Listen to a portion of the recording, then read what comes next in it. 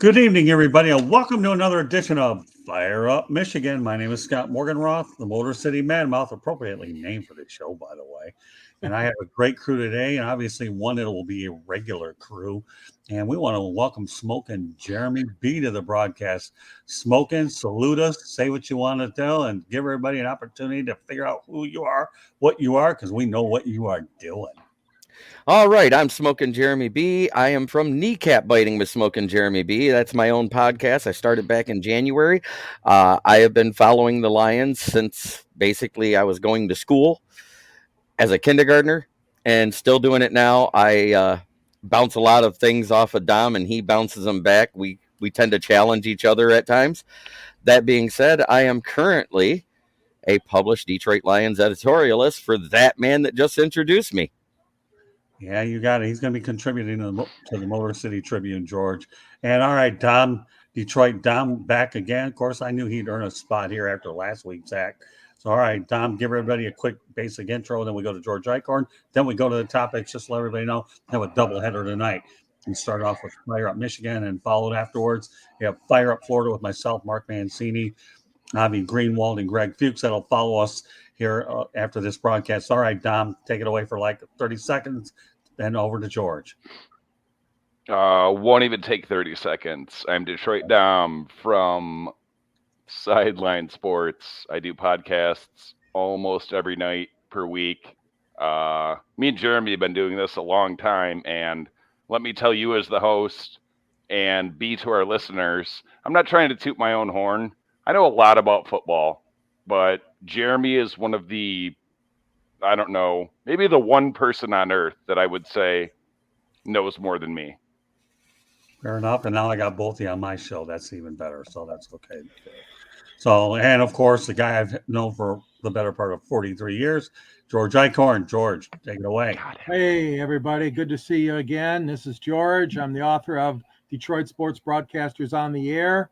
That's an easy read and loaded with lots of history about broadcasters such as Ernie Harwell and Ray Lane and Frank Beckman and Scott Morganroth's featured in that book too. So it's a must-see book. It's $19.99, and there's a link at the South Florida Tribune, Motor City Tribune, to purchase that book from Arcadia Press. Good to see you guys. Good to be on the show. And this is a regular group you're going to see every single Monday night, so get used to them. We got Smokin', we got Dom, we got George, and the Motor City Madmouth, appropriately named Fire Up Michigan, and I'm very fired up. With that said, fired up to get to our first topic. We have a lot of ground to cover, so we're going to go through it rapid fire, as Smokin' Jeremy B would say. Lions have scored 35-plus points in 3 straight games for the first time since 1952-53. George Eichhorn, that's a long time. Yeah, but you're counting a game from last season. Don't give me that stuff. It's not this season's team, okay? So, yeah, it's 3 games, but it goes back to last year. The positive thing is the offense is moving the ball, obviously. This is a team that can score points, and it's so clear that that's what they're doing. Defensively, a lot of liabilities still. Got away with it yesterday, allowed too many points, allowed Washington to come back in that game. They probably shouldn't have. But, yeah, offensively, I mean, there's a lot of weapons there. Records are made to be broken. So let's see if they can do it again in their next game. Jeremy, give me your thoughts about that nugget.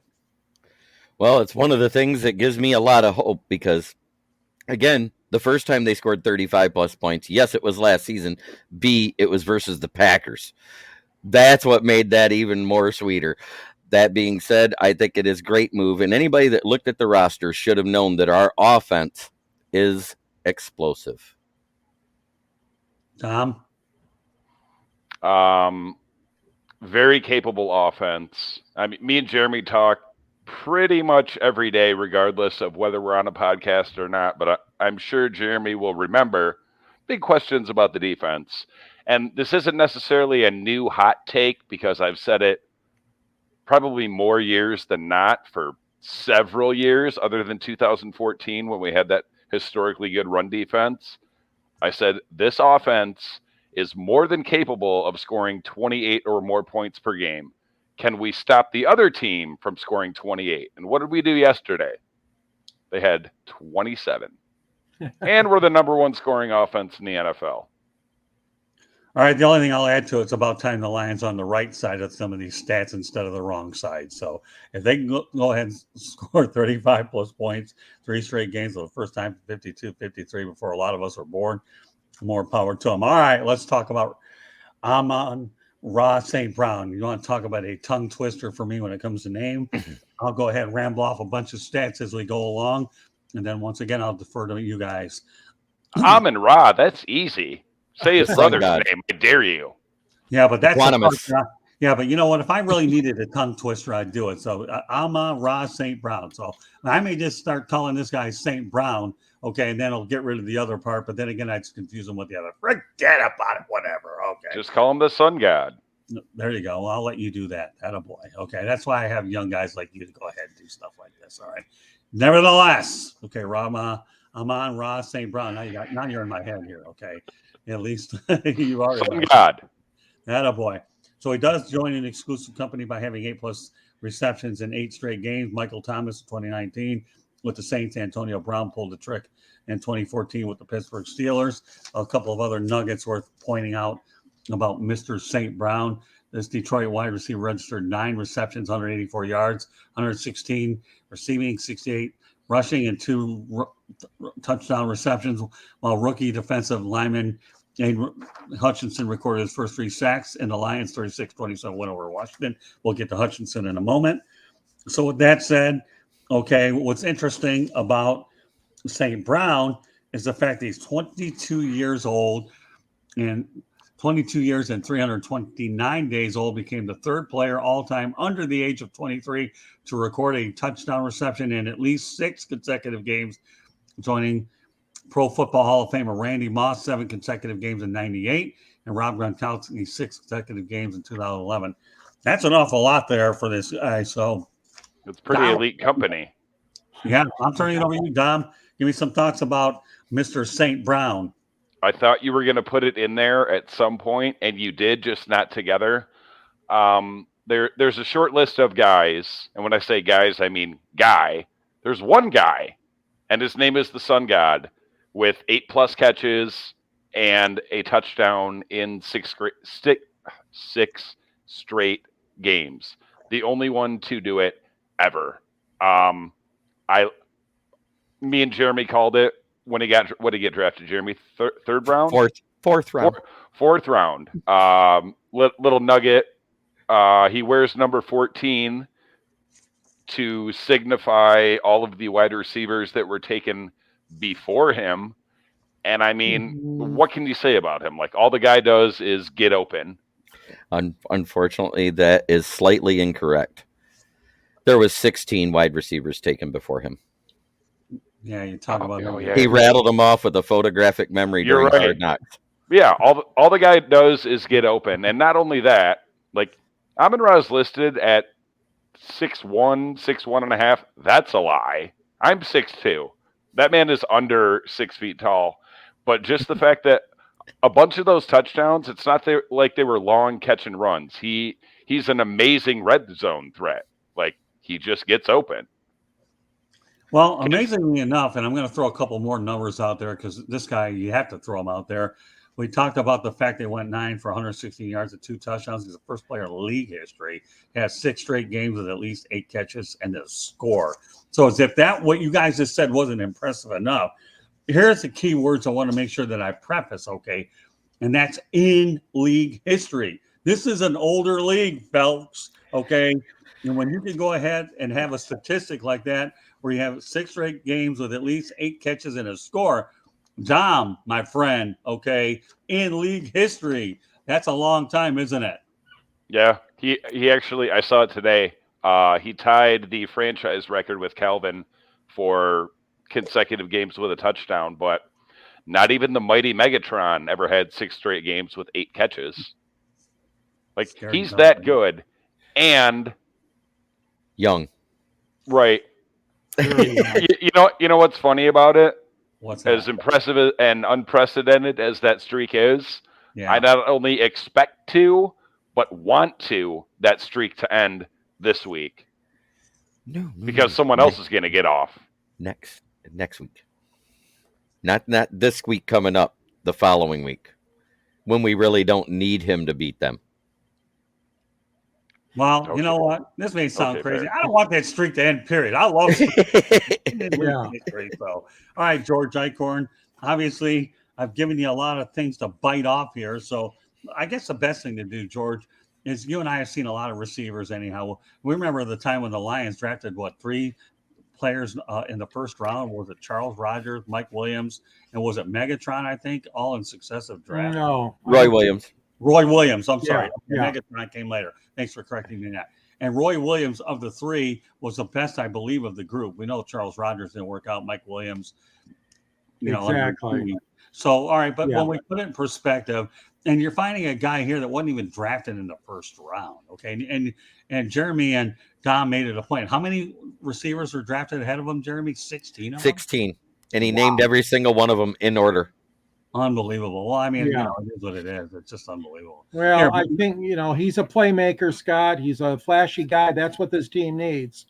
They need a guy like him that can make the plays. I mean, leading the team in rushing and receiving yards in the same game. Unbelievable. So that is a remarkable statistic, as are the other ones that you cited already. He's loaded for bear. I mean, this kid's got a lot of potential. He's got a lot of enthusiasm. I like his attitude. He's an upbeat guy. I think the Lions did a smart thing. And boy, oh boy, a lot of teams are kicking themselves in the butt for not taking him so far. Again, it's young. I mean, it's early in his career. He's a young guy, but the early results are fantastic. Right. You know what he is?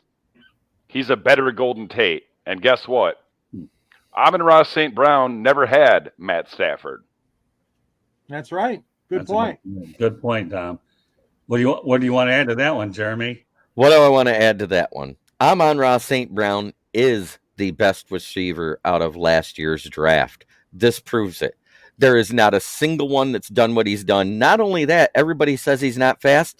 Guess what? He had the 4th fastest play this weekend when he did that fake halfback dive end around.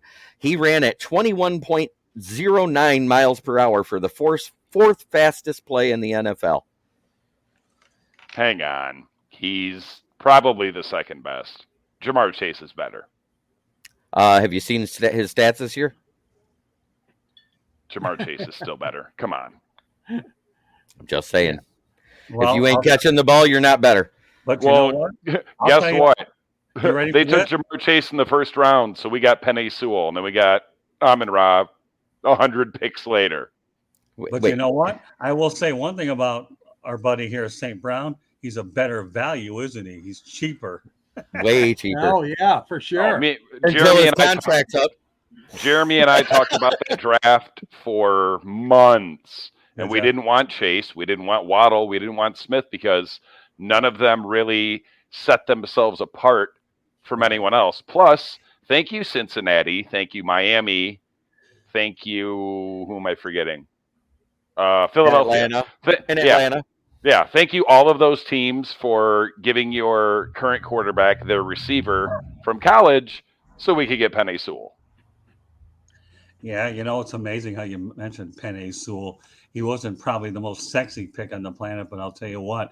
Let me tell you. I don't think the Cincinnati Bengals couldn't use him now. I was going to say, and look at Cincinnati's O-line. 13 sacks in the first, 2 weeks, is that? Don't you think that Joe Burrow can sue the Bengals for lack of security? Give me a break. I really hope they do. I thought they had it fixed, but it doesn't look like it. And I really like Joe Burrow. I think he needs to sue Lyle Collins for lying to him, saying, "You won't get touched, sir." Yeah, no. It is funny, but it's not funny. Yeah, well, but you know what? In Sewell we trust, and I think that doesn't have to be funny. That there's perception, there's reality.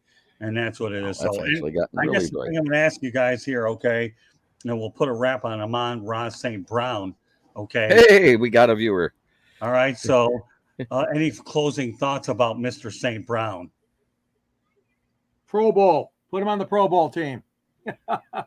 Pro Bowl's a popularity vote. I want him to get an All-Pro. All-Pro, I understand.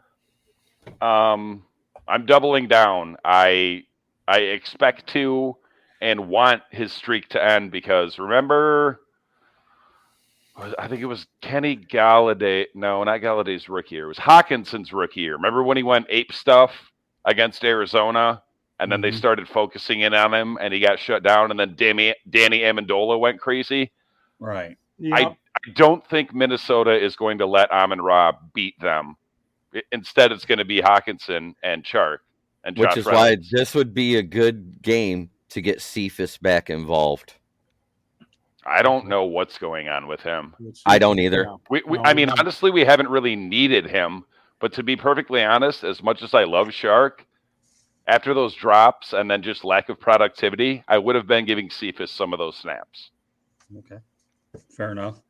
All right. Well, let's go ahead and now that George, any closing thoughts? I want to move on to the next player. I want to make sure we've taken care of Amon-Ra St. Brown, my evening tongue twister here.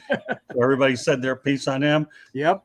Okay, good. So let's talk about Jared Goff's numbers yesterday. And right now, only the focus is on Jared Goff, and I'll get to Hutchinson in a moment. Okay. Jared Goff's numbers yesterday: 20 for 34, 256 yards, 4 touchdowns. 2 of those TDs went to Brown. 1 went to Josh Reynolds, and 1 went to DeAndre Swift. In order, okay? I'll let everybody talk about it. Give me your thoughts, Jeremy, about Jared Goff. So far, he's done exactly what I wanted to. He's throwing more touchdowns and lowering his interception rate. He also is not fumbling the ball when he has been sacked. What is it? The 4 times he's been sacked? Okay. Why would you say that? You jinxed him. No, I didn't. That's not a jinx. He's doing what he's supposed to do. He's securing the ball. Managing the football game. Is that what you're trying to tell me? Yes. Game manager, just go out there. You got to remember before I turn it over to you, Dom, okay, that last year a little bit of a learning curve and they didn't have any good wide receivers. You pair them with a bunch of much better targets, and you would certainly expect this production to go up. I joked around with somebody else on a show earlier today that even Curious George the Monkey couldn't get high enough to go ahead and catch a lot of passes if you didn't have a decent quarterback. And the Lions' core receivers a year ago were awful. Now they've had a chance to focus a little bit more with all the different targets. I know you talk about DJ Chark, and the list goes on. I'm not going to even mention names. You guys will do that. But I just think that it's good that Jared Goff finally has a chance to assert himself. I don't think the Lions' problems are at the quarterback position. I really do. I think you have Goff in his prime. You really do. Surround the guy with some talent, for crying out loud. You got Brad Holmes doing a good job as a general manager, president. And, of course, we all know that Dan Campbell, you got to love the guy, and I'll ask you guys later to come up with win totals. But, all right, so, George, some thoughts about Jared Goff. Well, yeah, he's played extremely well. I mean, I'm very impressed. The improvement from last year to this year has been marked. And you're right, Scott. I mean, they're surrounding him with a lot of talent. Don't forget DeAndre Swift.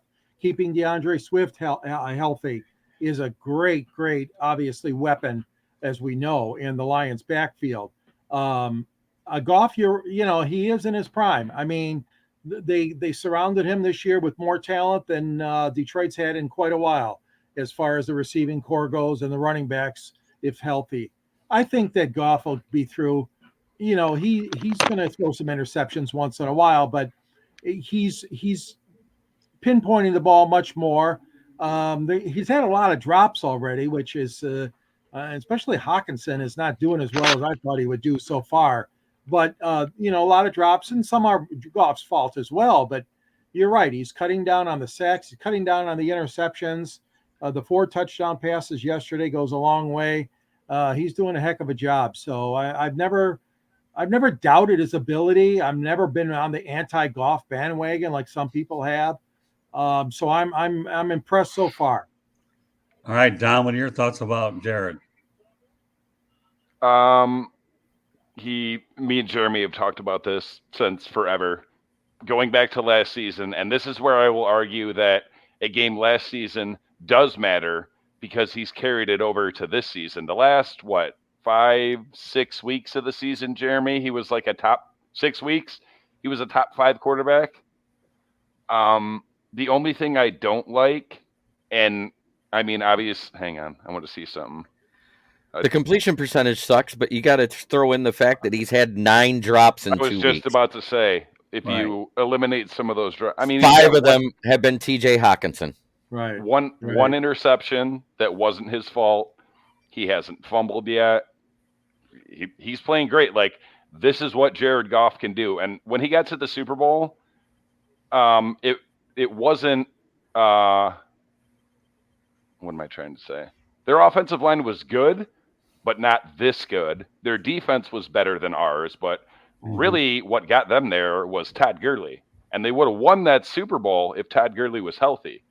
Okay. So, I mean, I wrapped my arms around Jared Goff from the very beginning, and he's a capable guy. Like, is he an elite guy? No. Mm-hmm. Does he have a great arm? No. He has a good arm.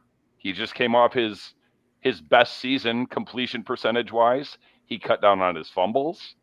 Like, he's capable. Till the wheels fall off. All right. All right. Well, let me go ahead and give a station break in just a moment so that everybody can know how to find us. First of all, subscribe to the South Florida Tribune on our YouTube channel, okay, or visit www.southfloridatribune.com and follow us on Twitter at Tribune South. To advertise, call 954-304-4941. The audio portion of the show can be heard on Spreaker, iHeartRadio, Apple, Google, Spotify, wherever you get your podcasts. If you can't find the YouTube channel through our website, just go to youtube.com, look for South Florida Tribune, hit the subscribe button, then you are good to go.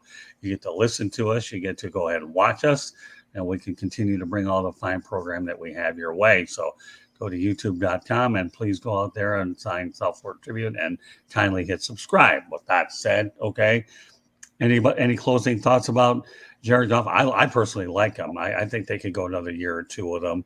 I really do.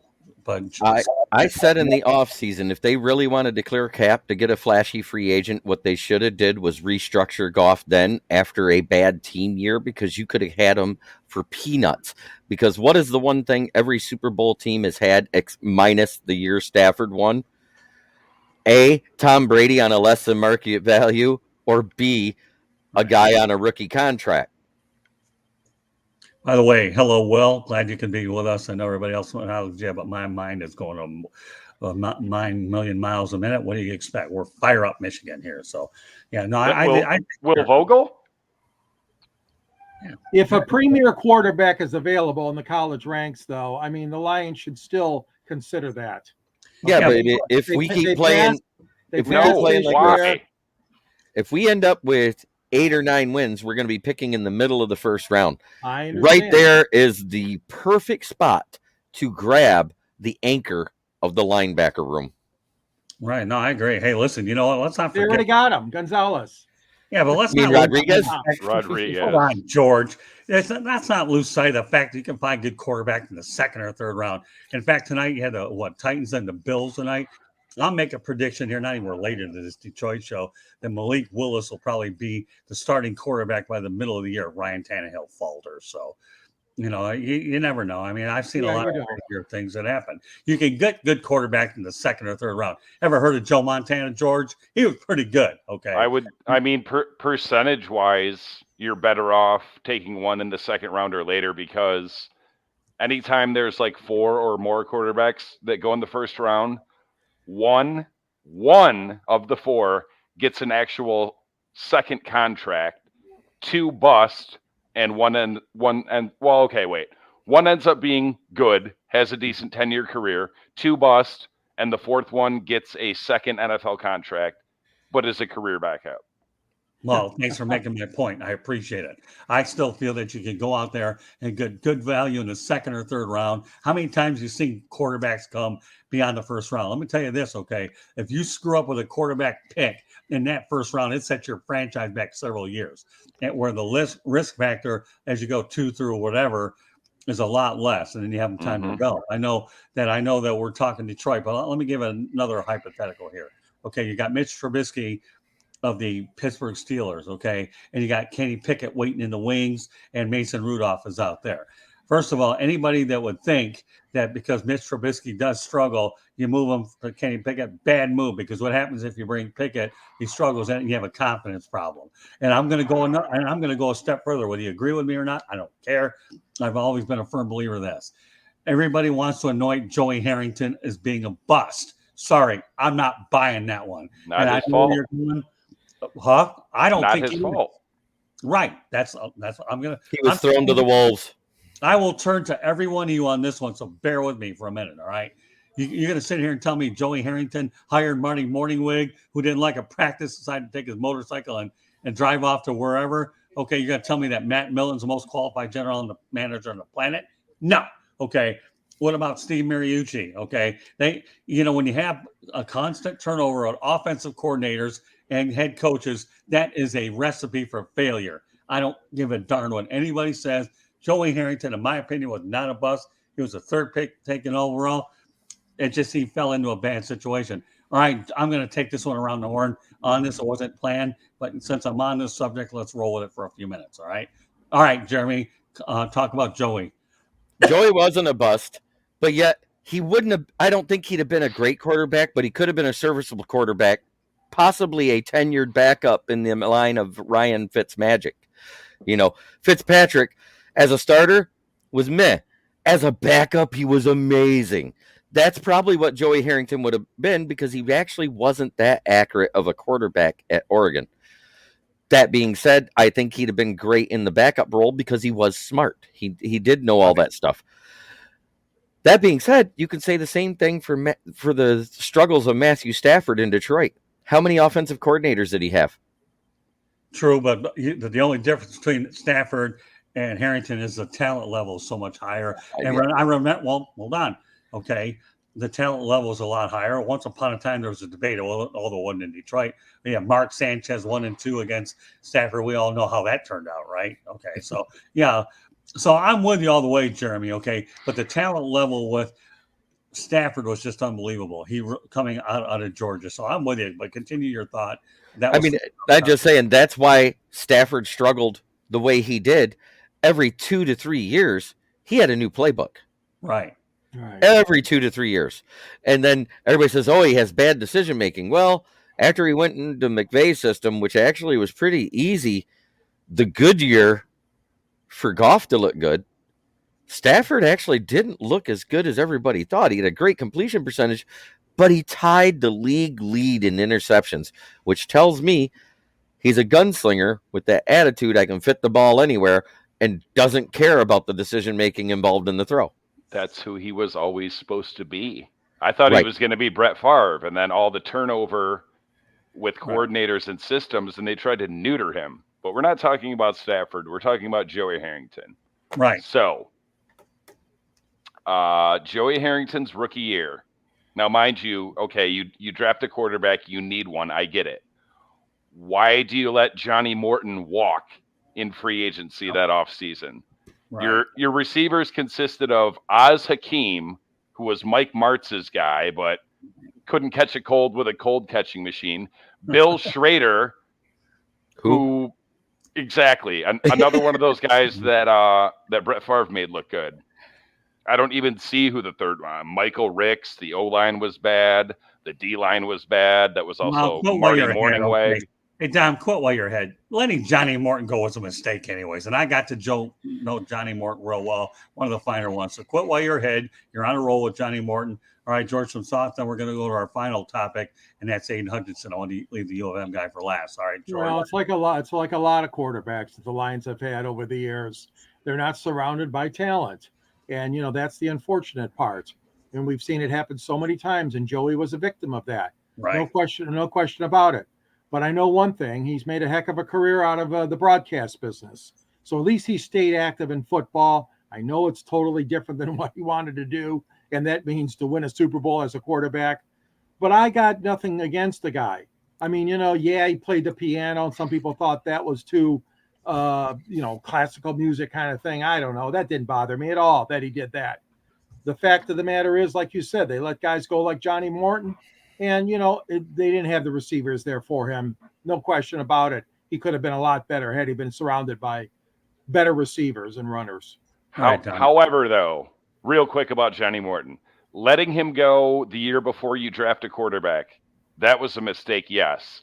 But his post-Lions career, much like Golden Tate, 397 receiving yards, 740, 795, 288. So his best years are in Detroit. What do you want me to tell you? I know it. Golden Tate. Listen, he was one of my favorite interviews in the locker room. Okay, Dom, I got to know. I love Johnny Morton. Me too. Because he took all that crap that year that we lost. How many straight games? Right. Yeah, he was front and forward there with him. So yeah, he was one of my favorite people. And I'll just throw a little nugget here before we go to Aiden. Okay, if you're a Lions quarterback and you can't make it in the league anymore, there's always a place in broadcasting. If you don't believe me, ask Gary Danielson. You don't believe me, ask Andre Ware. And who else? Dan Orlovsky. And Dan Orlovsky. Yeah, don't forget him. You know, he's the Polish Rocket. The safety boy. Charlie, if you can't make it as a Lions quarterback, you'll be hired as a broadcaster. Hey, listen, Andre Ware's on there, and he had to run and shoot. But the only problem is when he ran, he didn't shoot well enough with his agent because he was a bust. Because at that time, holdouts were normal, and he fell behind the 8 ball. But that's another day for another. What year was that draft? I don't want to know. It doesn't matter. I'm just talking about 87. No. Yeah, was it 87? During Wayne Fonts drafted him. It was post Barry. Right. No, I think it was pre-Barry. We had Andre Ware first. Yeah, I think so. Yeah, it might have been. But I remember when he was drafted, though. Hey, I'm going to run and shoot city. I remember that one. Oh, Wayne Fonts was gleaming there. And your 1990. Was it? Okay. Was it 90? Okay. And then you had Rodney Payton. Years old, and I knew that man was a bust. All right. Well, but you know what? Rule number 1: don't hold out. Okay, if you start holding out, then you're going to be so far behind with reps and all that, and that's a recipe for disaster. So, hey, what the heck? Some interesting things there. All right, now we'll go to the final topic before we go with win totals, all right? And we will talk about Aiden Hutchinson, collected a Lions single-game record with 3 sacks. He added 5 tackles. He made Carson Wentz's life miserable, although I will say in Jacksonville, Matt Ryan's life was a whole lot miserable yesterday, but that'll be for later if I got time. But let's go ahead and look at the numbers on Hutchinson, okay? 22 years old, 40 days old, 22 years and 40 days old, became the 4th youngest player since 1982 when the individual sack became an official sack to record 3 sacks in a game, which I just mentioned, trailing only Vernon Maxwell, 21 years and 321 days old in week 2 in 1983. Nick Bosa, 22 years and 4 days in week number 8, 2019, and Greg Townsend, 22 years and 24 days old in week 13, 1983. And one other little nugget before I turn it over to you guys. Hutchinson is also the first player since 2002, Carlos Hall, Ben Lieber, Julius Peppers, to record at least 3 sacks in one of his first 2 career games. That's a lot of information. Okay, Jeremy, nod your head, give me some commentary with it, and I'll whip it around. This is for all those haters that were calling him a bust week 1. I told you it's because he was facing one of the best O-lines in the league. He would be fine.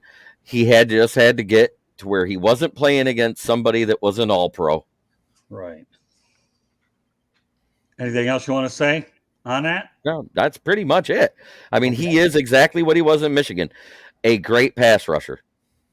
Let me tell you one thing. When I was covering that Jacksonville game last year against Indianapolis and the Lions beat Green Bay, I said, oh, that's the end of Hutchinson. But then all of a sudden, Jacksonville decided to take Trayvon Walker, the kid out of Georgia, and we were rejoicing. And if anybody watched, what's that? Thanks, Jacksonville. They couldn't even tank right.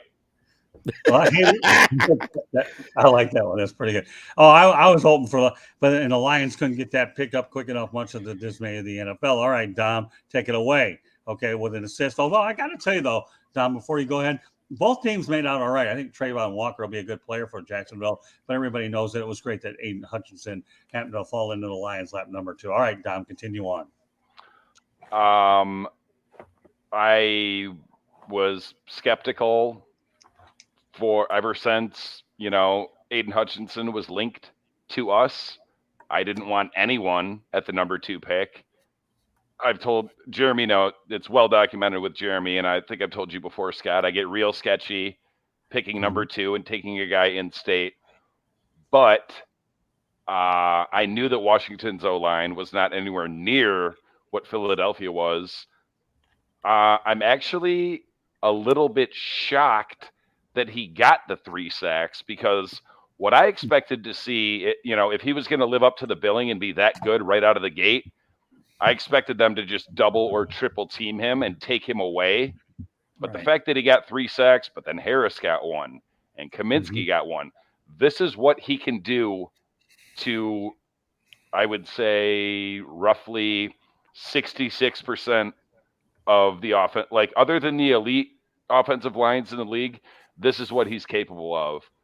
I don't expect to see that sort of an individual standout performance this week, but it's like I said, still waiting on Michael Brockers to do something or anything, because now Hutchinson is for sure getting that double team, and it's going to be about the guys around him. And what's more remarkable is we don't have our second-round pick and presumptive starter, Levi Onwuzurike. We don't have arguably our best pass rusher outside of Charles Harris, Romeo Okwara. When that D-line gets healthy, look out. At this point, it's if Romeo gets healthy.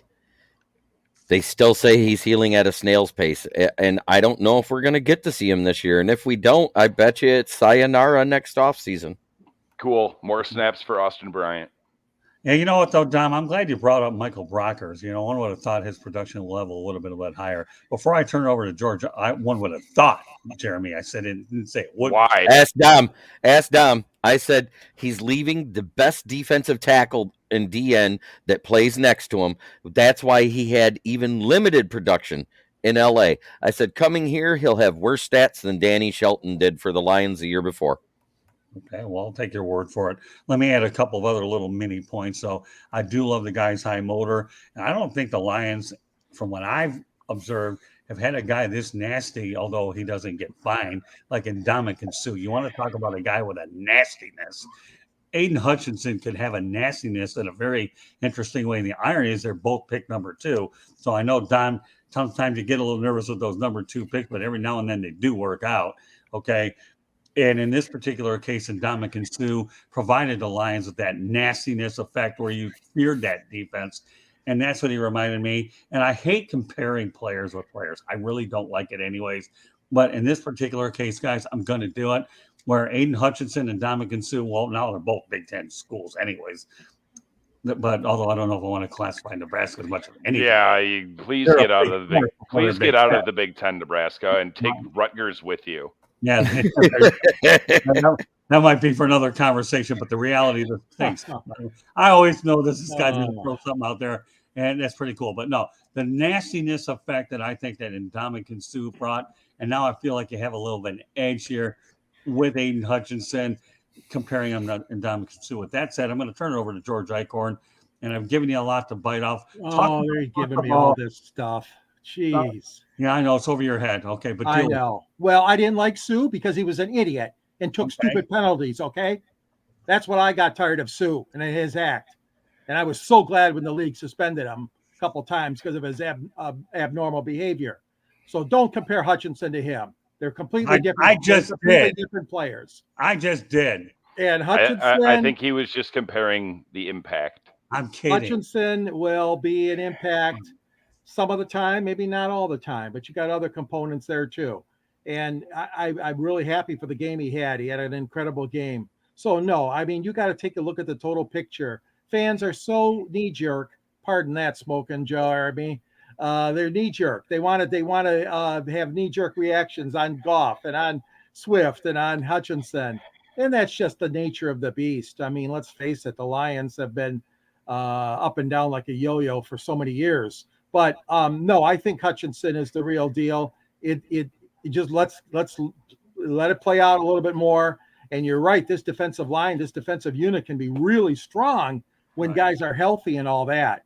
But Suh is incredible, though. I mean, you're right, Scott. I mean, he's gone on to have a remarkable career. This guy has moved from one team to the other, and I mean, I didn't like the penalties, but yeah, he was a fiery kind of player that no one will ever forget him. That's for damn sure. Yeah, but you know what? Don, I got a better comparison. All right, go ahead. From the Silver Rush days, Al Bubba Baker. Oh, there you go. Oh, yeah.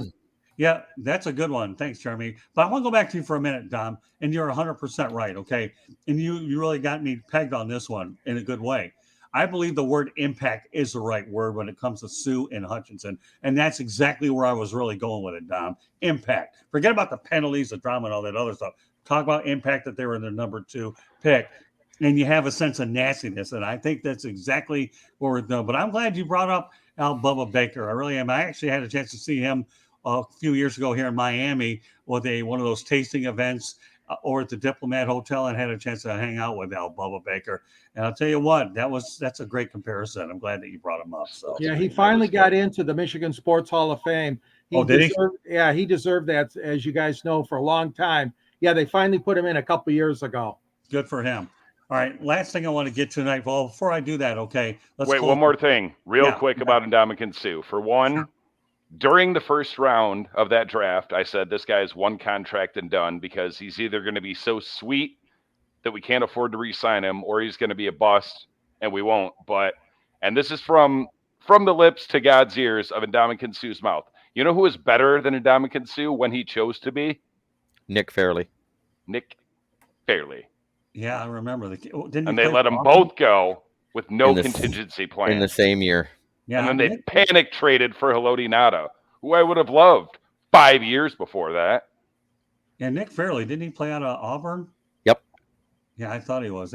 And he got exactly what I said he would get. I'm like, give him a 1-year prove-it deal. He went to, I can't remember the order. He went to the Saints and the Rams on 1-year prove-it deals, and then he was out of the league. Yeah, well, the guy that obviously I think went after Ndamukong Suh was Gerald McCoy, right? Yep. Yeah, for Tampa. So that's interesting. But but you know what though, Dom, you were right on target. It was all about impact, is what it was, and that's where I think I was drawing the comparison between the two. All right. Final thoughts on Hutchinson before I start deferring you guys for win totals. If he keeps this up at that pace, that's 1.5 sacks a game now, right? 1.5 sacks a game times 17. That means he has the chance to be at 20.5 sacks for the season. Okay, George, some thoughts on Hutch? Well, I still believe he was the right choice in the first round by the Lions, and I'm optimistic on his future in this league. He's got that energy, that excitement that you guys talked about, and I think that yes, he is going to have problems against tough defenders. Of course, everybody will, especially in their rookie year. But no, I'm sticking with him. I'm thinking that he's not going to get 3 sacks and all that, and this many hurries and this many tackles for loss in every game like he did yesterday. But I think he's got a good future above him, ahead of him. Yes, all right, I think he's going to get those type of numbers in about 8 games this season. All right, all 8 teams that are below 500 last year. That's all right. Give me some thoughts, Dom, about Hutch. My bar for Hutch, and I think he gets to the bar probably sooner, but my bar for Hutch is unless I'm forgetting someone, what should be considered the greatest D-end in our franchise's history, Robert Porcher. Robert Porcher, his rookie year, played 16 games. He only started 1. He got 1 sack. Second year, only started 4, got 8.5. Then he was kind of middling, and then he went 10, 12.5, 11.5, 15.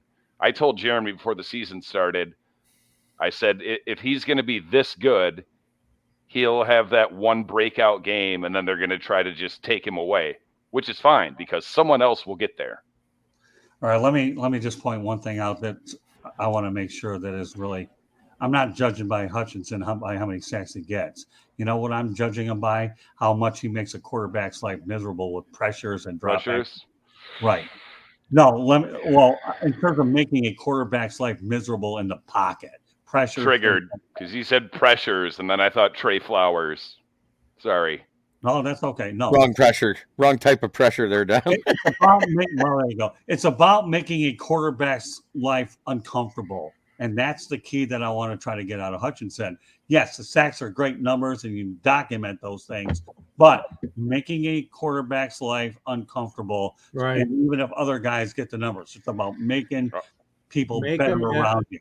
Last week, Absolutely. the game plan was to try and keep Hurts in the pocket, but because of, 6 pressures by Hutch, where actually on 4 of them, he had his hands, just his fingertips on the back of his jersey. They couldn't do that. That's why he does have that run pass option. It's because he's that elusive. And as soon as he takes a step in the other direction from where Hutch is at, he's getting away. He's that fast. There is no ifs, ands, or buts about it. And that is why I didn't like him at D end. I told Dom that too. I said if they'd have had him at outside linebacker, he probably would have had 2 sacks in that game.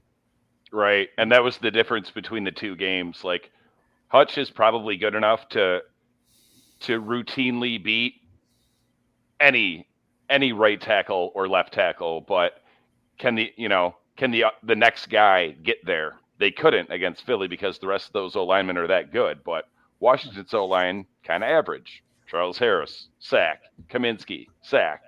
Right.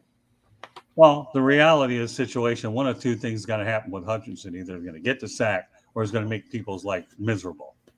And as long as he stays healthy, both of them are good options. That's what I think. And I know you guys have great, valuable viewpoints on that as well, which is why I think that it was good that we were building the show around some of the main 3 or 4 ideas, which is what we were able to do.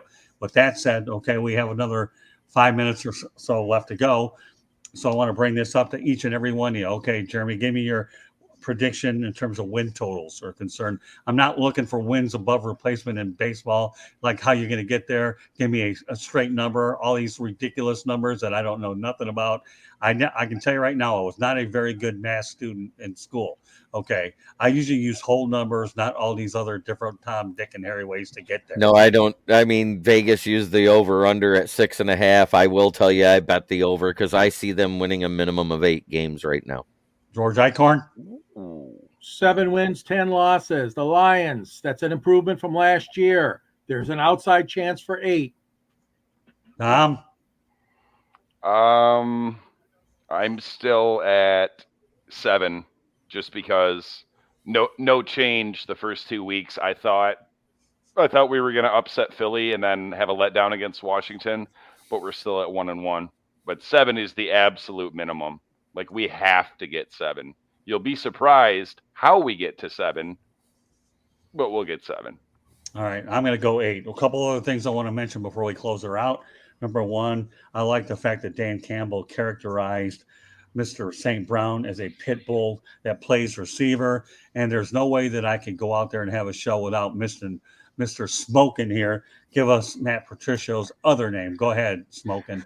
Matt Patricia threw Jeff Okudah to the wolves with a coaching staff that couldn't develop Polaroid film for 10 games, throwing him up against Devontae Adams, throwing him up against Justin Jefferson. They threw him against everybody. With it no didn't pass work. Rush.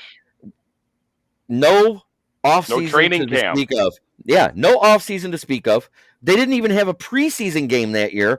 And he says, oh, hey, the guy we signed, Desmond Asfont, is hurt. You got to play the 1. All I'll say is this. On Inside the Pigskin on Thursday, when Smokin went off and started mentioning Matt Patricia, I can tell you right now, Melfar Jr., Steve Ballesteri, Jennifer Matthews Lewis, and myself, and I'm going in that chat room like I am looking at Matt Patricia.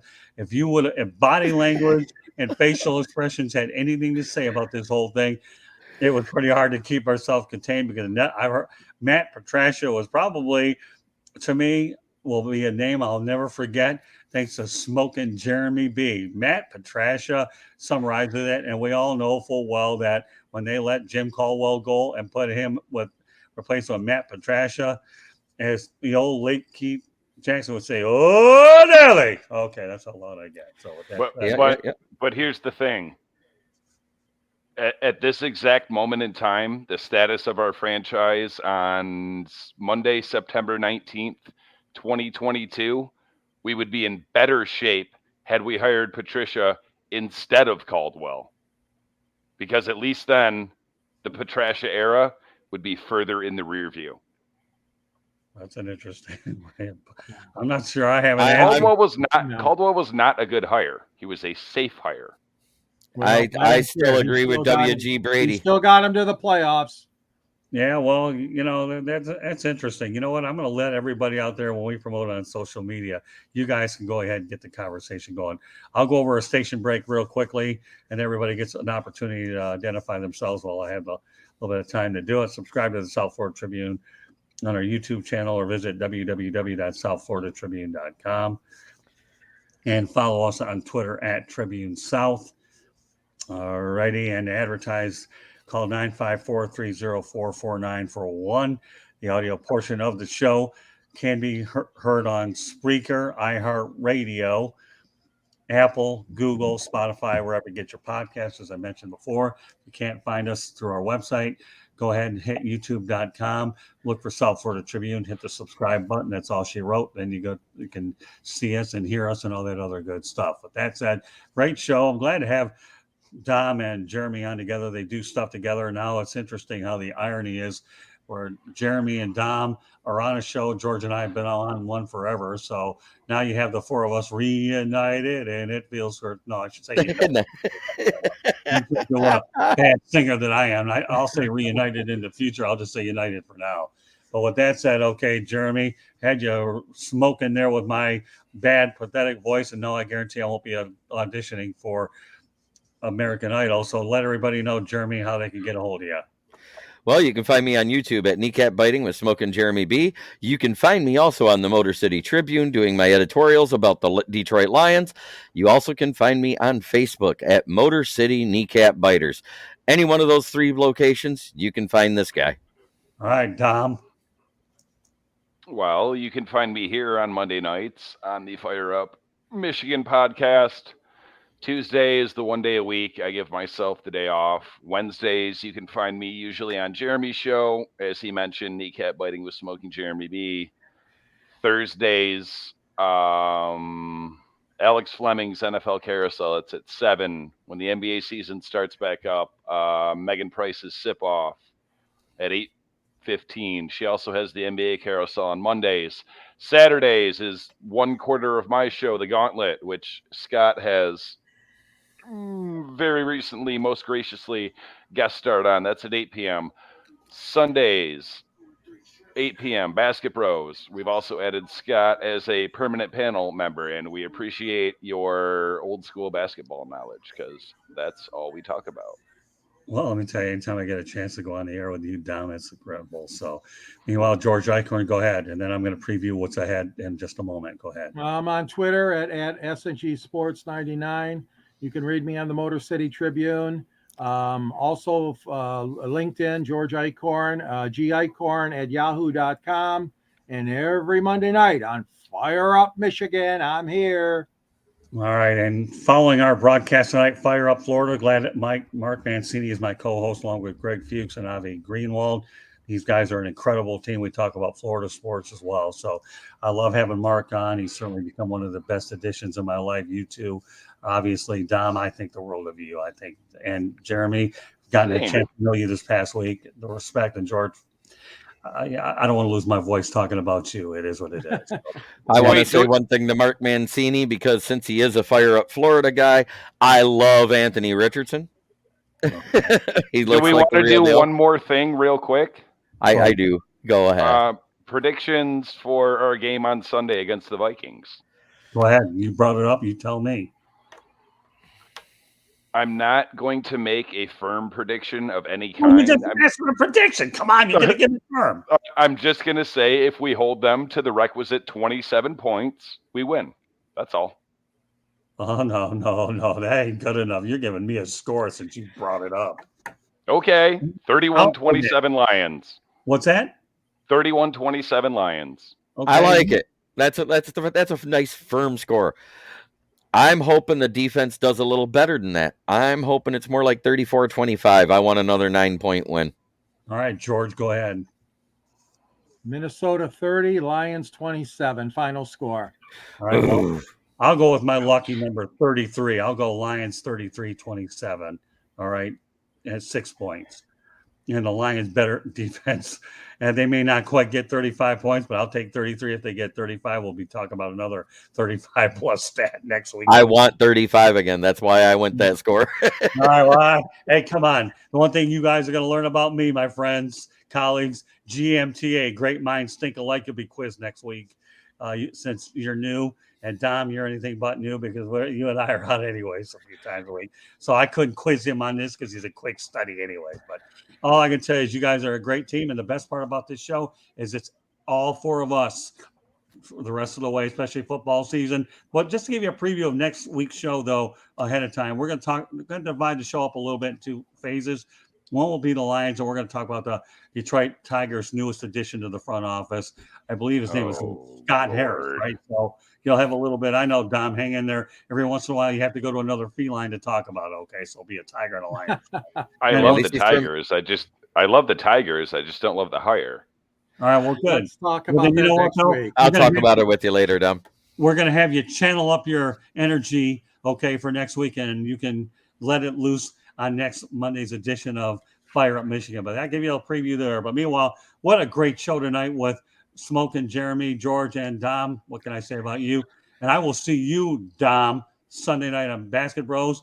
And Jeremy, okay, they're pretty good, strong. Possibly you'll be on Inside the Pigskin. Then you could face the other individuals that you had us laughing our tail off. So meanwhile, this edition of another edition of Fire Up Michigan. Following us once again, Fire Up Florida with myself, Mark Mancini, Avi Greenwald, and Greg Fuchs. So on behalf of my incredible dream team, enjoy your Monday night football, and we appreciate you spending some of your Monday night with us. I have a busy day tomorrow, folks. Just before we sign off, I get the Miami Marlins and I get NASCAR over at Homestead Speedway, 18 to 20 hours. No problem with this energy. It's okay. We'll see what kind of voice I have then.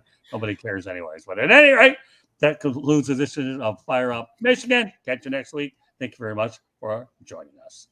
One Pride.